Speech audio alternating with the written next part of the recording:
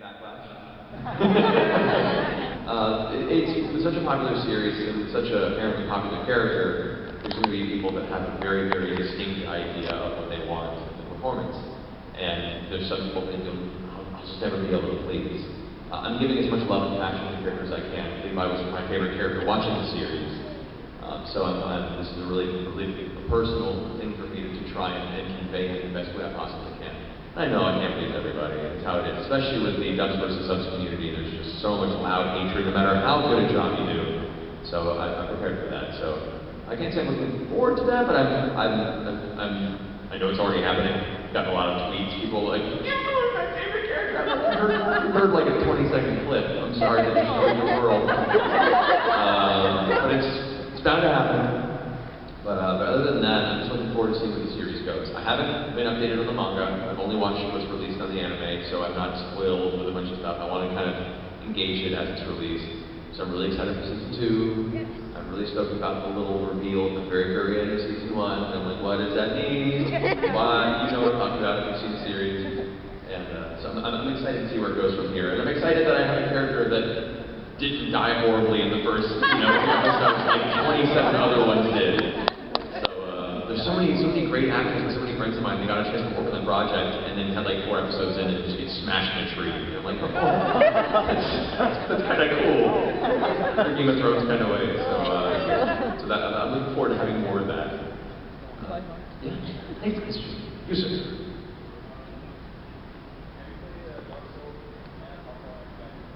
I've played through both Demon Souls and Dark Souls multiple times. Once as I wanted to take the kind of the white infinity and black infinity. Kind of wanted to try both friends of it, being a very good character, very bad character. I recall my Dark Souls character was a pyromancer, and I built him to be an invading dickhole to other people's games. Because my first playthrough, I was invaded constantly being killed. So I got angry and decided to take it out on other people. I haven't played Dark Souls 2 yet because it just came out, and it came out at the same time as South Park's Stick of Truth, and that's currently consuming our time. But as soon as that's done, right on Dark Souls 2. It's my favorite game series. Like, for those who haven't played it, and those who missed the NES era of ridiculous, difficult gameplay, it harkens to the tears and blood and screaming we had as children trying to play through such ridiculous titles as the early Mega Mans. There's this level of anger and fury that empowers you. You go from this emotional stage of hatred and self-loathing to anger at the world and wanting to tear it down, to acceptance, to this moment of this Neo moment where you're like, I know Kung Fu. Like you understand the universe suddenly, and Dark Souls makes sense. And it's just glorious. So check it out if you get the chance. Yusuf.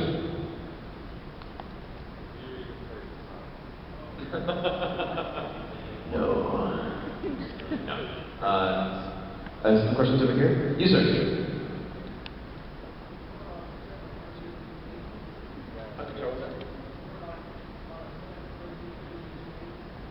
Have I heard of a 7th Resident Evil game being made? I know there are rumors online. I haven't heard anything in particular myself. That doesn't mean it's not happening.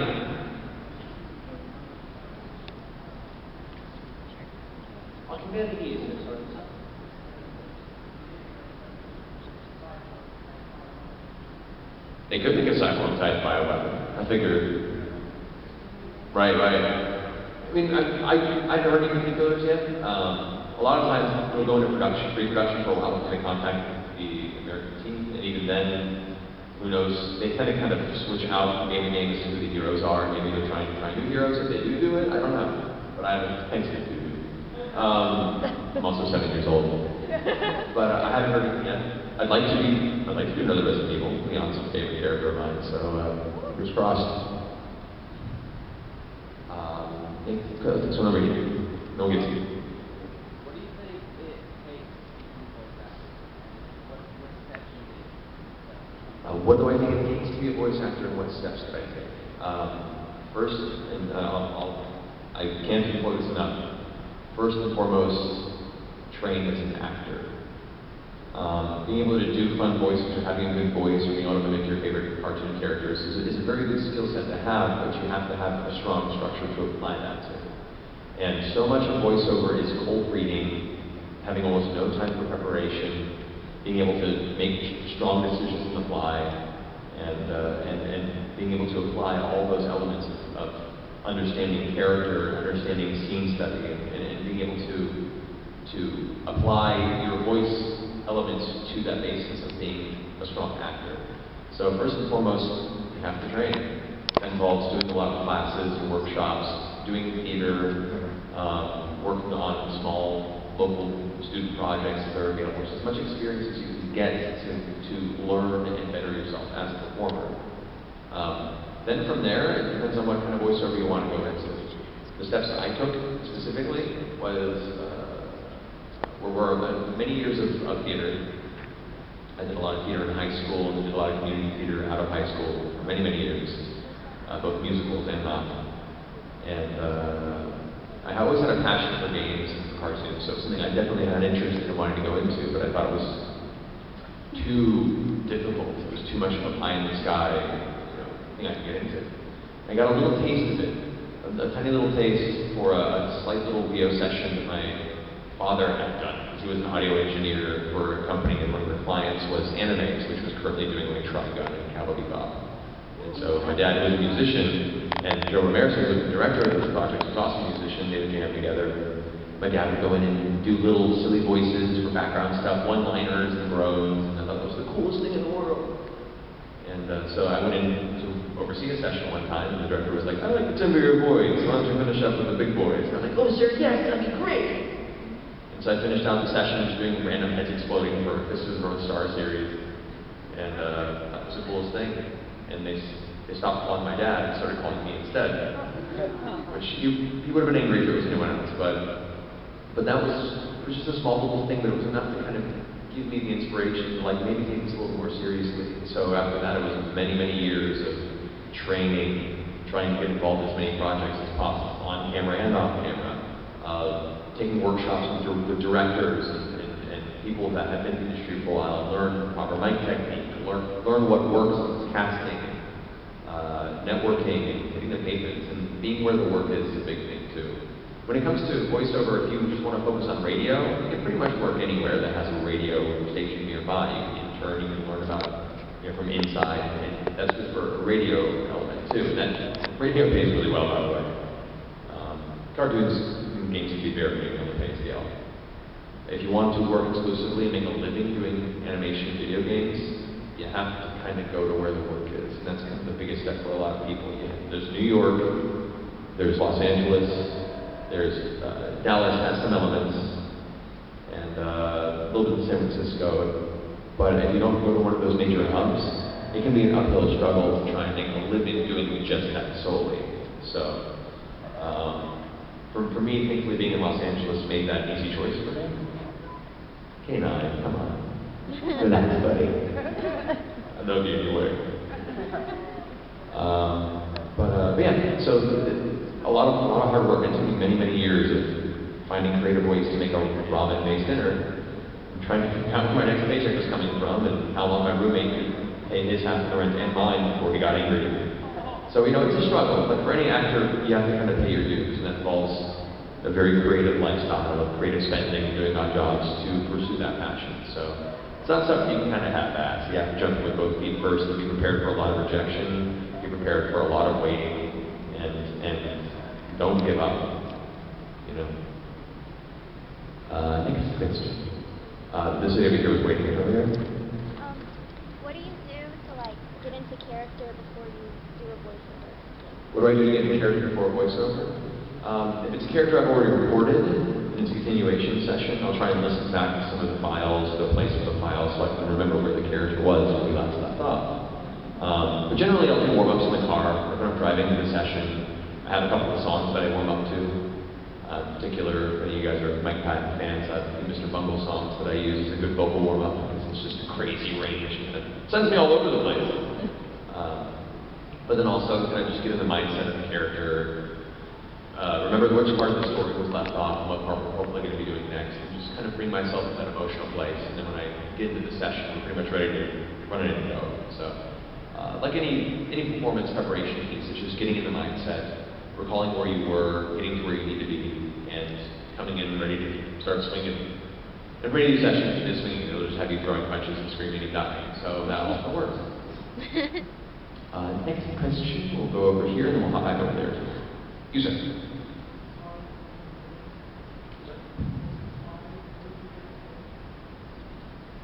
Sorry. Most despised movie and game.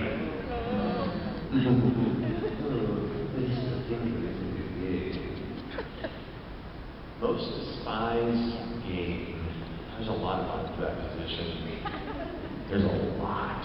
I mean, I'm trying not to say the games that I worked on, because based on my previous experience, game testing, like I got to work on Aquaman Battle for Atlantis on the Xbox, and that was an atrocious title. Atrocious. But that's not fair, because it was so close to me. A game that I purchased looking forward to it, it was excited to play, and it was let down so heavily that to this day, like, it has the emotional scars on my soul. There was a PS1 role-playing game called Beyond the Beyond that came out right around the launch of the system, or like shortly thereafter.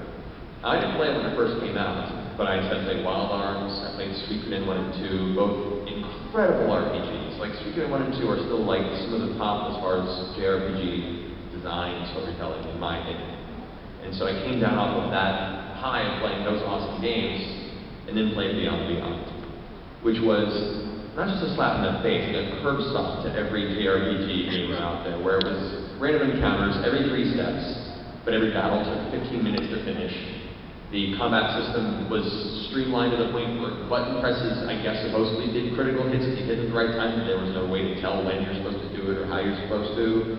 Enemies were too powerful, boss fights were needless and took like half an hour to 40 minutes, and the bosses usually only had like 2 moves they just spammed over and over again, and they were unfair. The story was hard to follow, and then like late in the game there was a decent chance that when you found this NPC that's part of the story, you might not be able to progress, because why not?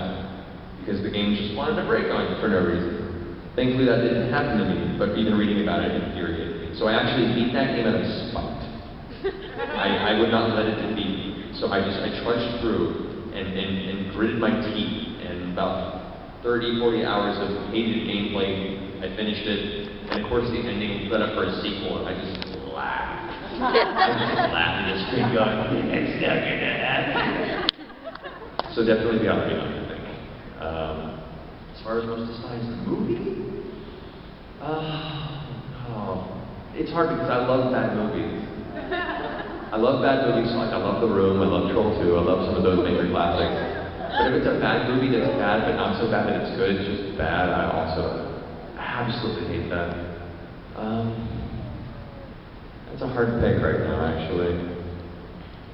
Because there are even the Nicolas Cage movies. I love for Nicolas Cage's batshit craziness, so I'll come back to that one.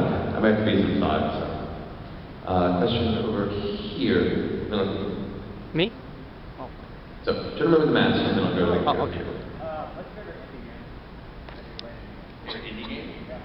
Favorite indie game? I guess consider indie. I would say the Stanley Parable. Those who haven't played that on Steam, it's a great, fully narrated, first-person kind of puzzle adventure, choose-your-own-path game that has some of the most clever, weird turns of the story. Depending on whatever you do in the game, the narration happens. And the narration follows whatever you do. And if you don't do what the narration tells you to do, it gets angry at you. And you have large-scale arguments with the narration that decides it wants to mess with your game and show you how terrible you are as a gamer. And then sometimes just reset you back to the beginning because that's what you should learn. So it's a really clever, really fun game. Highly recommend it. Other great indie games, Eldritch is good. Kind of like a low-end graphic, first-person Lovecraftian game. It's awesome. So those are a couple that come to mind.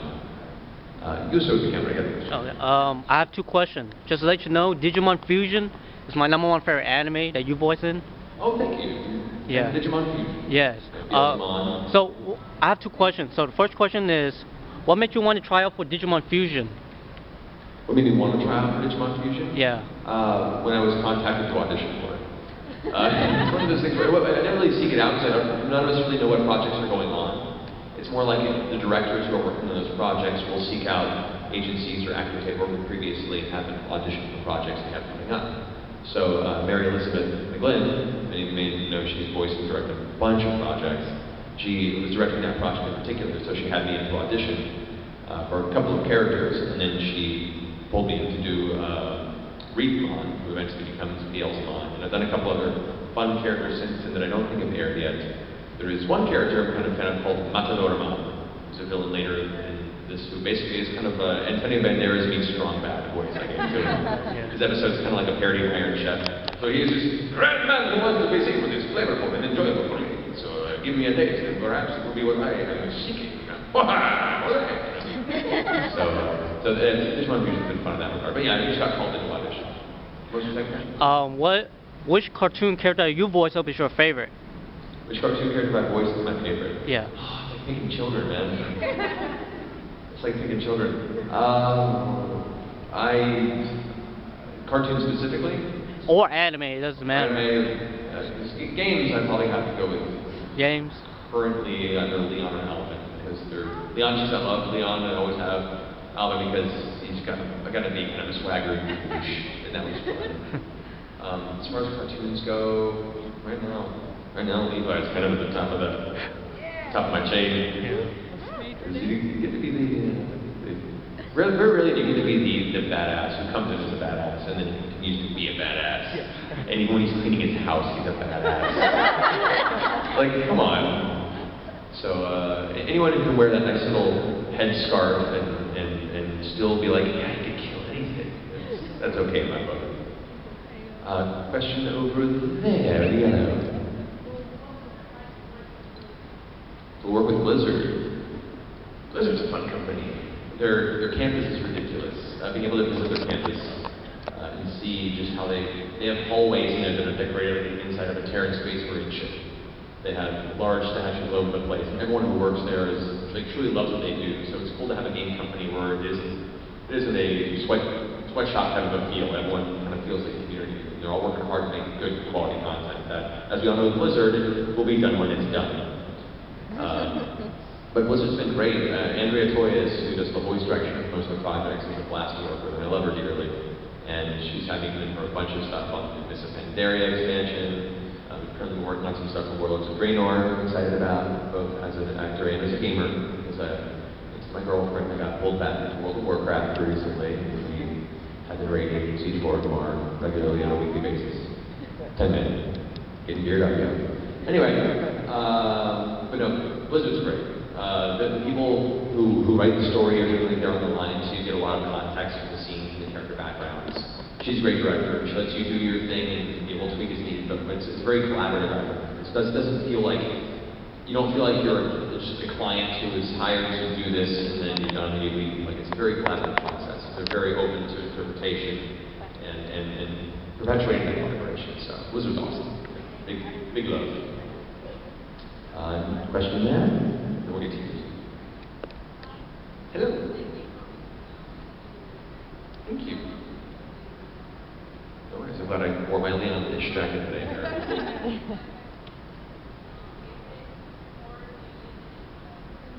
Favorite horror game, movie, and video game?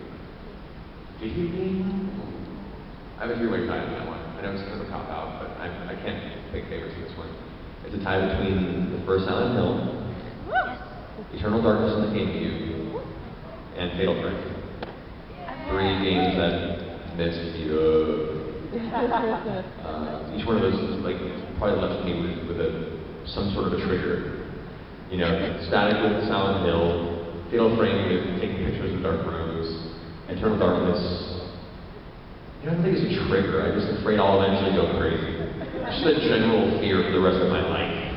That left me with. So yeah, those would be my three. Favorite horror movie? I love paranormal horror. You know, I love the slasher as much as the next guy, but I like when it comes into like Poltergeist is still one of my favorite horror films way back in the day. And I think they really were innovative with not just the practical effects they did at the time, but the storytelling. So I probably have to go with the Poltergeist or Event Horizon. Those are two of my favorite horror films. More psychological, supernatural. Question over here. I'll go with you, different rows there.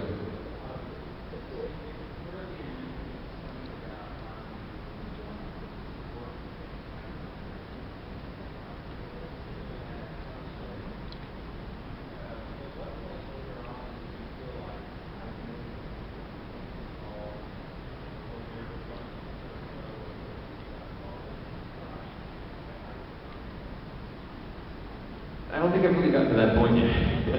The question was, at what point am I pursuing an acting that I really focus on or feel like I've made it?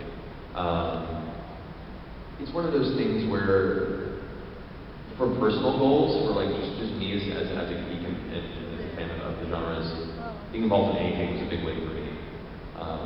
In particular,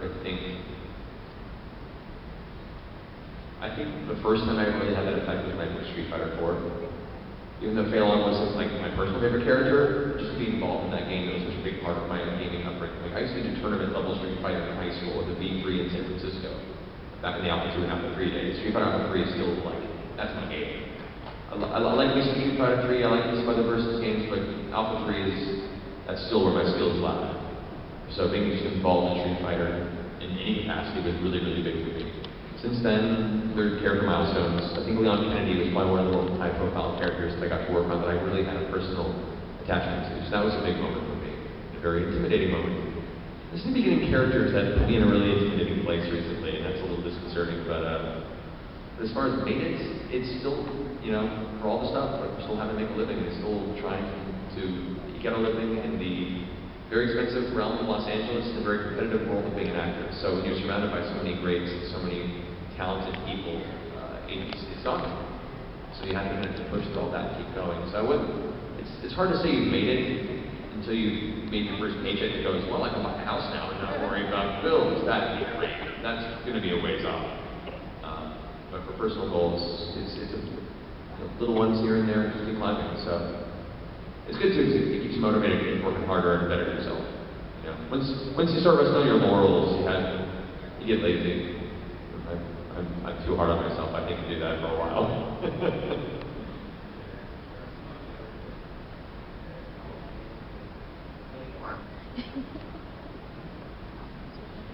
Being a gamer and going to games was kind of fun because I felt like I did my research in advance. They're like, okay, so in this game, you play a guy who casts spells. I'm like, no, I got this. We're talking like evocation, enchantment. Well, we got some abjuration-based magic here. Is he more of a healer? Is he a damage dealer caster? Is he a necromancer? Like, come on, give me some more information. Which I think some of them go like, hold on while we recast. Yeah, so that's interesting. Next question, I think I saw you put your hand up earlier. I was wondering, whenever there was, has there been a time where you used your voice acting skills outside the studio to cause mischief? My voice acting skills to cause mischief, as much as I can. I particularly enjoy drive-through speakers. That's a fun one. Either pick a different accent or persona and try and maintain it, or change it entirely when I get to the window. Hello, I would first like to have a couple of chicken burritos, if you don't mind. As well as 2 linings and perhaps a caramel apple and banana. Thank you. Then pull through and be like, how much is that $12 there? And a fun investment in that regard. It's really great investment for marketers. You get them to stop bothering you. Or Time Warner Cable, it's been a big one. Like, hi, we see, is this Matt? Yeah. Who's this? That's Time Warner Cable. Okay. So I like cable. They give me internet. Oh, great. In a package. Is there sandwiches in the package? I like sandwiches. They eventually don't bother me for a while. So it's coming in here and there. I've eventually messing with people because it amuses me. There's a question over here. Yes, sir.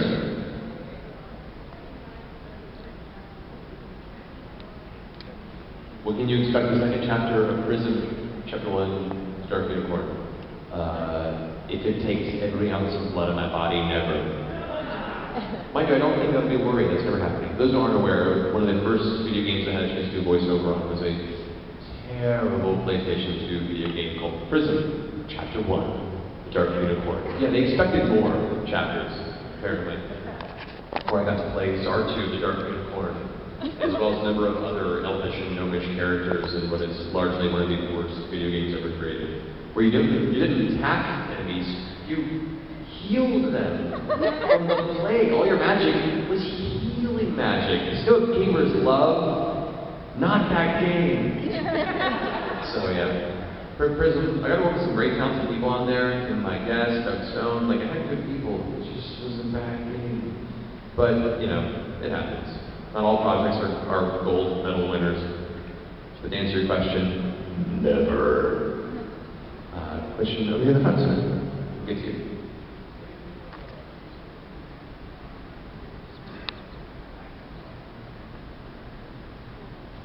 What about it?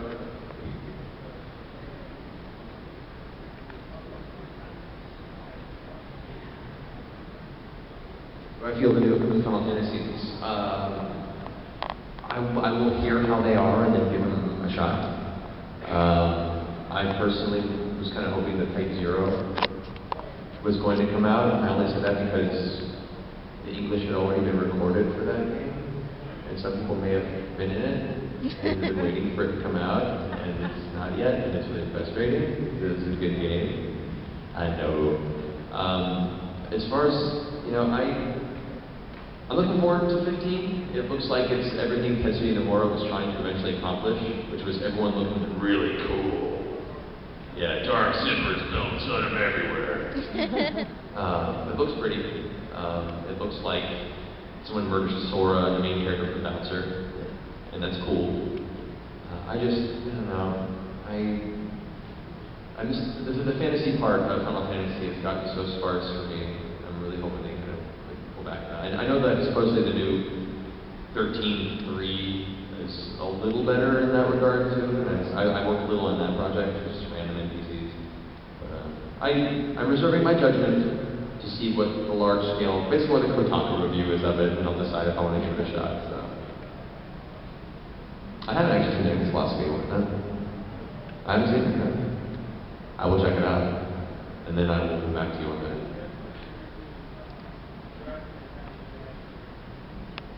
Okay, I will look at this.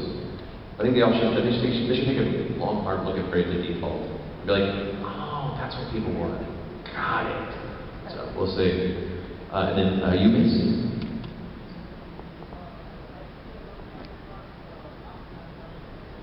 No one should ever like the final product of Aquaman Battle for Atlantis. It was horrifying. The AI, it wasn't really AI. It was like, it was just triggers. It was like, if you move to this area, you get punched. If you move to this other area, you get punched again. Then you get to swim in pretty, but not really pretty because graphics are awful, underworld adventure of cloudy blue. It was an awful game. And of all the DC characters to like really have to try and make a good property out of, like Aquaman needs extra special care. You know, he's the, like a better term, DC short bus hero, and he needs that kind of like attention. You know, you need to just give him the proper environment to flourish, and they don't ever give him that in DC. It makes me so sad. Some of the comics supposedly have made him better, and you know, but they gave him a beard, and that kind of helped, I guess. And it just makes me sad that game and Aquaman in general don't get enough love. Question. Hello. All right.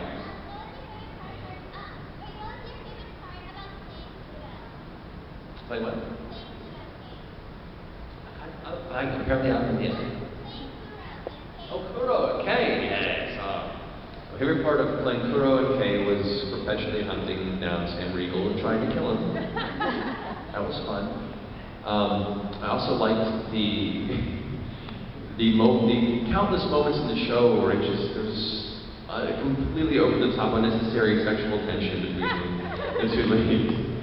Like there'd be the moments like people grab them and save them, and then there's a slow-mo shot of like their lips inches away from each other, and the sparkle in the eye. It was pushing really, really hard for the yaoi element in that one. So that was perpetually hilarious. I also really enjoyed the little buttons at the end of the episodes, or any scene where Kuro's cooking. And as soon as he gets to his masterful chef mode, and he's like getting this really intense lists of how to prepare the onions, how to sharpen the knives properly, get everything ready for the rice. Like, it was a lot of fun. I hope we eventually get around to doing the movie, because I hear it's really awesome. The series was a blast. I had a really good time with that. And I think Stephanie Shea was not expecting her character to be naked the entire time. But, you know, Stephanie's used to that. In anime, not... Anyway. Next question. Excuse me.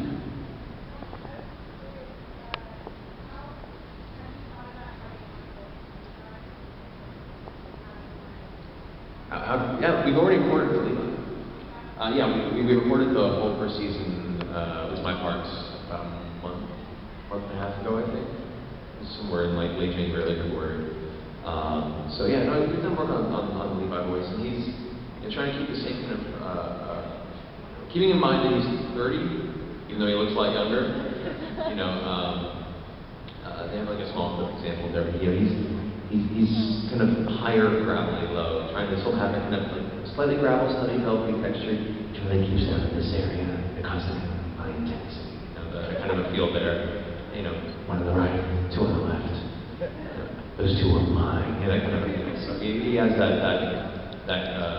intensity to him at all times. That kind of like removed, cold feeling.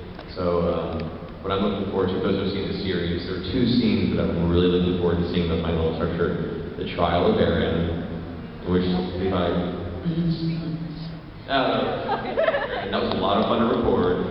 And then also the scene with those who haven't seen the series, there is another large individual that gets trapped in a forest. And Levi gets onto the individual's head and has this like low personal monologue about all the horrible things he's going to do to this. So delicious. So yeah, it was a lot of fun. A lot of fun with that character. Let's go get a question over here. You have your hand up and you put it away. Oh. Is it still there? Yes, question? Right. Do you ship anyone in the series? Do I ship anyone? I ship a lot of things for Amazon. Amazon Prime is like 2-day free shipping. So, but no, do I ship anyone? I will say, let's see, what? I naturally ship Leonity, but you know, that's kind of the tension of it. What's a series what's a series I ship? Well, for many, many years, back in my old school love of Thundercats, I always shipped Tiger and Chitara, and then the new series had happened, and I was like, woo! What about it on Attack on Titan? Attack on Titan? It's hard to ship because everyone keeps dying. Like, yeah, these two, no, never mind. I guess that's not going to work out unless he's really into that. That's weird. Let's say they all lived. Yeah, we'll see. I know there's a lot of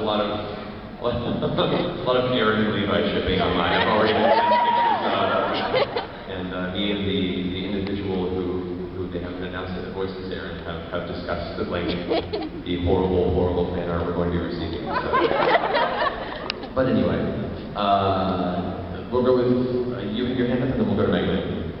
Yes. I was going to say, I think you're perfect, Levi. I love it.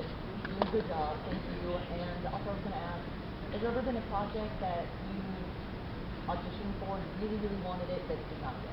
There are a lot of projects that I auditioned for and really wanted it to get. The problem with not really the problem, but the circumstance I have is I have a very similar vocal range sound as Troy Baker, which has been useful whenever one of us is busy and the other one has to kind of fill in. You know, I've helped take over for Kanji Matsuri in Persona Anime and now the Persona projects and a couple other projects we haven't announced yet. But so we both run through a lot of the same things. Troy's so talented. He's a lot larger name than I have, doing this a lot longer than I have. So inevitably it'll be like me showing up to an audition, like a mocap audition for like Second Son, or Infamous Second Son. There's none of the callbacks on that. And I was like, you know, we've done like a bunch of auditions for that. We did at the mocap stage. And I was really excited to go and sign in above me is Troy's name. I'm like, well, that's not. It's kind of become a trend. So, you know, where the scarf abides, I must step back. But as the busier he gets, the more more work he doesn't have time for. And I'm like, sure, bring it this way. I think, in particular to memory, the second son one I kind of really wanted. And I was like, oh, that's okay. I remember I really wanted, I was down to the last callbacks on Young Justice for Superman and Superboy. And it was between me and Nolan. And once again, same thing, I decided that Nolan wasn't like to say. Oh well. So, but it was nice to be in that running anyway. But yeah, there are a few things here and there that don't really go through. A lot of cartoon projects, and I'm like, but that's how it is. Like, there's so much rejection. You just kind of, you go into each audition, do the best you can, and then forget about it. I guess my biggest advice: don't hang on, don't linger. Because if you forget about it and just focus on the next upcoming thing, then if it doesn't happen, it doesn't bother you. If it does happen, it's a nice surprise. Like, what? Why remember that? Awesome! You know, so, yeah, I'd say I book one for every 15 or 20 auditions I do. That's a good ratio, you know, so, a lot of rejection. Thank you, man.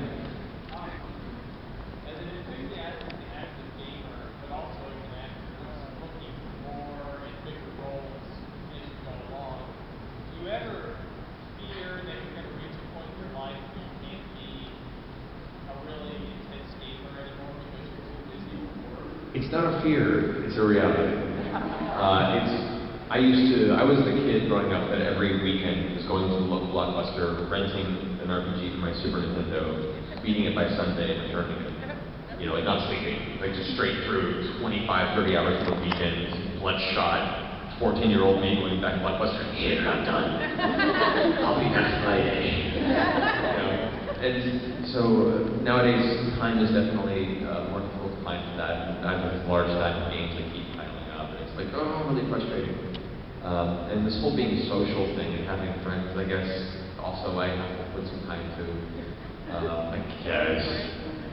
But so it is hard. But been mainstay game right now has been playing Stick of Truth and going into Dark Souls 2. And the Witcher series is my favorite RPG series out there too. I'm looking forward to Witcher 3. It's going to be awesome. Other than that, World of Warcraft, occasional playing on that. League of Legends, also playing a bit of that too. Warwick and Thresh, my guys. Support doesn't get enough love. Go support. But yeah, it's difficult, but it's just the transition that happens. I had to accept it. It was hard. I was like a kid kicking and screaming, no, I wanted to play all the games. Like I have that responsibilities and bills and it's all. But it happens.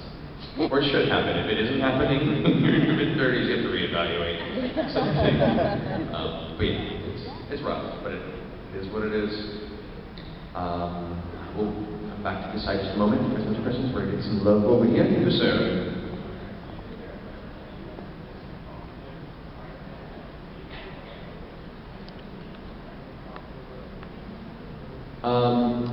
I would hope so.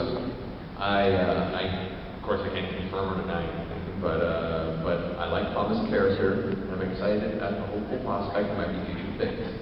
Ironically, when the SMTV, the Shin Megami Tensei / Fire Emblem crossover was announced in Japan, the producer of the English translation of Fire Emblem contacted me and said, wow, if we do this in English, this will be really awkward. Because I voiced Crom in Fire Emblem and voiced Walter in Shin Megami Tensei 4. Apparently they have a lot of scenes together in the crossover. So it'd be a lot of me talking to myself if they were actually doing that in English. Which is kind of down for the challenge, so. But as a Smash Brothers fan, and as a person that many years ago made a Smash Brothers web series, if they do decide to put Crom in there, that would be a delightful full circle for me. I'd be like, oh man, 5 years later, I'm in the thing! Boom! And everyone will still play it, and I'm like, oh. Trying to think who has not asked the question yet. Is you said green? Green. Evangelion? I have no idea. I have no involvement with it, unfortunately. But I love Evangelion, the original series, and the new stuff is really great, so I hope it's soon for all of us. And I hope that it continues to push more in the realm of Evangelion, which was still one of those anime movies that I remember watching with my mouth open going.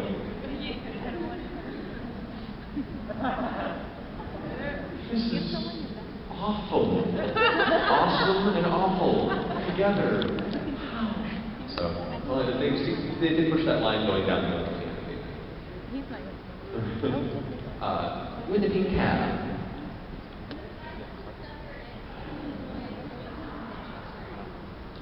Done stuff I'm doing when I go to Matsuri. Wandering, meeting people, drinking and dancing. all digital things. I don't like to hold my room too much. There's a lot of cool people out here to meet. There's a lot of cool events to see and a lot of panels to heckle. So that's always fun. Alright, now swing back over here. We'll work our way back. Yes, you first. Tell you a funny story. Man walks into a bar. No. Let's see. Funny stories. No. Yeah, I'm trying to think which one to think. Funny stories might involve one of my favorite moments. This is a little interesting, obscure. My favorite moments last year at the event Burning Man. Those who are familiar with it, I've been a long-time burner.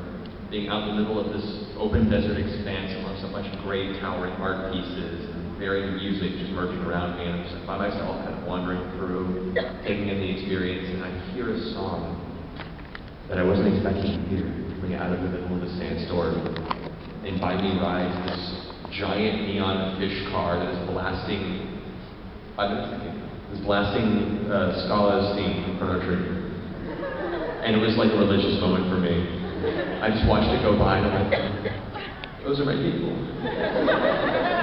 I'm coming. I couldn't catch up because they just drove by and kept going. But it was like, if everyone else was having profound artistic moments, mine of course was a Chrono Trigger based one. So that's one story. I'm trying to get 5 minutes left, so I'm trying to scoot real fast.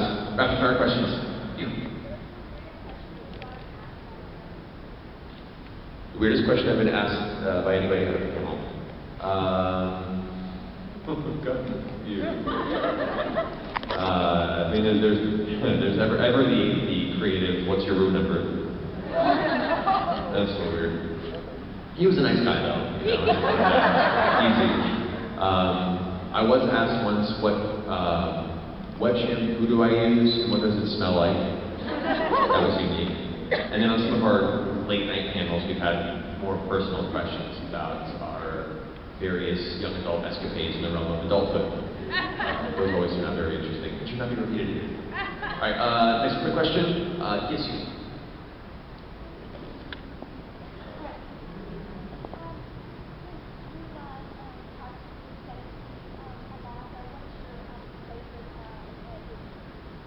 Favorite Disney movies? Ooh, I'm still partial to Beauty and the Beast. Beauty and the Beast was like, it came out right in my, like I was at the stage of my youth where like the animation was so beautiful, the story was great. You know, I always kind of grew up kind of the outsider kid anyway, so like having a character that you can identify with that isn't generally a good person, but people look at it and don't really understand and keep at bay. I thought was a really, it's the reason I call it my favorite X-Men character. You know, I always identify with those kind of, the really nice, you know, kind of well-meaning but misunderstood individuals, and so that Beauty and the Beast was a big one for me, definitely. Question back there. We got two. Let's go to the one on the right and one on the left. Real fast. Okay, go. What's your favorite E-grade movie and what's the weirdest movie or show you've seen? Weirdest what movie? Weirdest movie or show I have seen? I saw a Joss Whedon burlesque show about a month ago. That was very weird. It was awesome. It was very weird. There was an Iron Man for glitter. It was rhinestone mask. It was crazy. She did a flip on the stage. I don't even know. That was definitely weird. A couple more quick questions. By this side, you sir.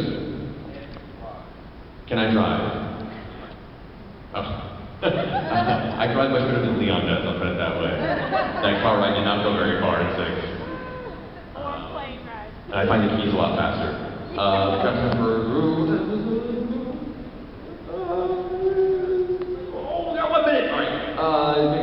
Two quick word answer questions. You. Do you prefer the Sport or the Alliance? I I was Alliance on my main for many years, but have recently outward Convert. So for the Horde! Loktar Brothers. One more quick one. Who's going to be the one? You already asked the question though. Worst one movie I've ever seen. No, I'm not going to get Alex Mercer, but I did audition for him, Prototype 3, which made for a very interesting slate. Matthew Mercer reading for Alex Mercer. Yeah. That's how I stated my audition, so worked out well. You like Mass Effect 3 ending?